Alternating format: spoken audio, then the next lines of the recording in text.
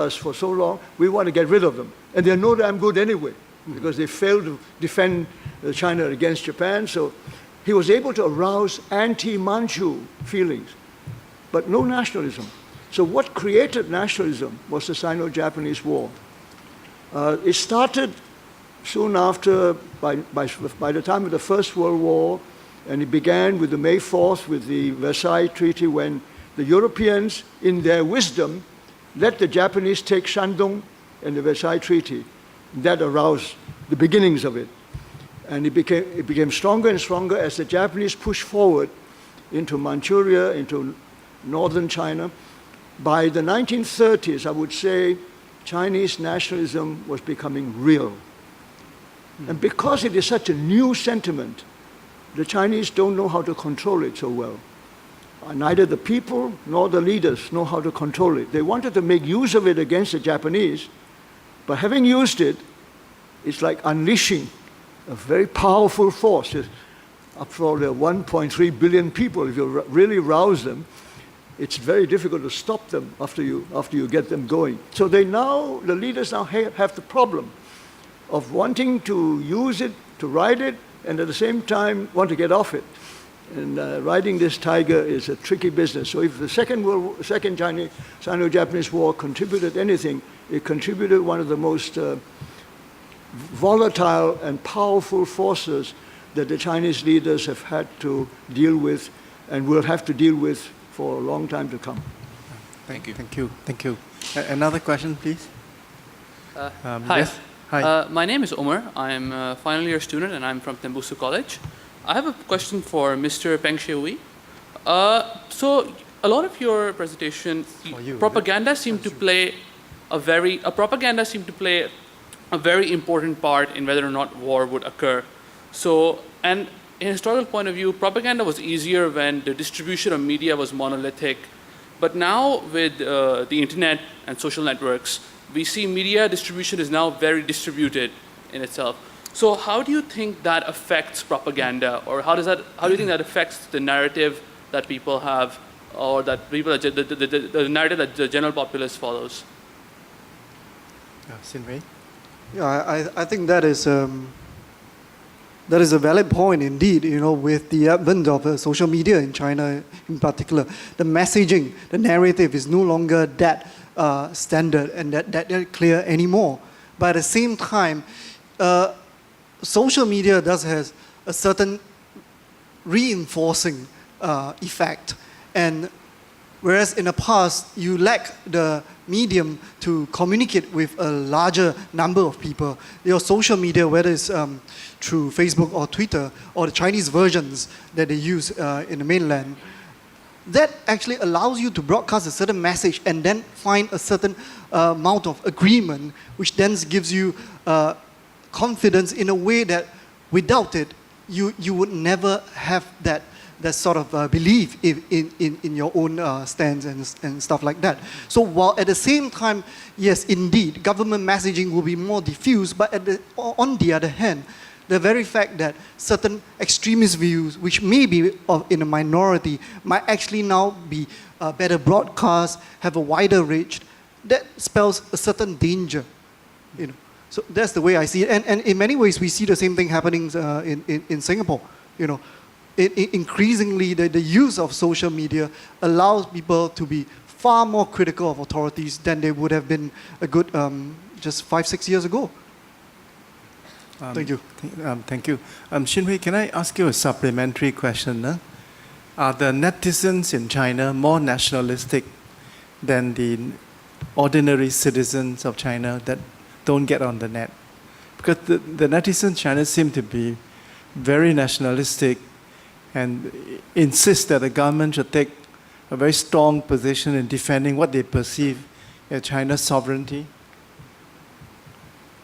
Well, I would say that in many ways, the online community increasingly would reflect the mainstream view, simply because of would reflect the mainstream view, because increasingly the number of people who get online, I don't have the latest figure, but I think it must be more than 50% by now. More than 50%. More than 50%. And increasingly, that view would be seen as the mainstream view, and you find that the authorities are paying more and more attention to what is being said online. Clearly, given the media, that extreme bent that I mentioned earlier, I think that will take shape as well. So we do need to have a certain amount of discount when we look at certain views that are being propagated online. But going forward, they would reflect the mainstream view, and if not already so. Okay. Maybe we take 2 questions at a time, since there are many of you. All right. Who wants to go first? All right, you go first, then you. Yeah. Let's take 2 questions at a time. Hi. Hi, good evening. My name is Ingmar Salim. I'm a second-year history major from Tembusu College. My question is this. Over the past about 2-3 months, there was the rhetoric ongoing between the Chinese and Japanese leaders where they reference each other as Voldemort, as the one who cannot live while we live. So to what extent do you agree that this is just the rhetoric just for the sake of trying to catch up with the time, so to speak, or does it truly reflect a kind of view that, a realist view perhaps, that that China views Japan as a threat and vice versa? That's my question. Thank you. Okay, thank you. Another question? I'm Dennis, year 4 political science. I want to focus on the conflict in the East China Sea. And from the historical record, we can see that the PRC has a willingness to, physically seize and occupy disputed offshore islands. So for instance, 74 with respect to Sisha Islands, 88 Spratleys, and 94 with respect to Mischief Reef. So it's an established pattern that, if the PRC feels that it needs to physically occupy, not to go to war per se, but to physically occupy and seize disputed territory, it will do so. It can do so. Okay. So my question is, what is stopping it from adopting this course of action right now? And before we go back, resort to the very simplistic argument that the US-Japan alliance kind of deters the PRC.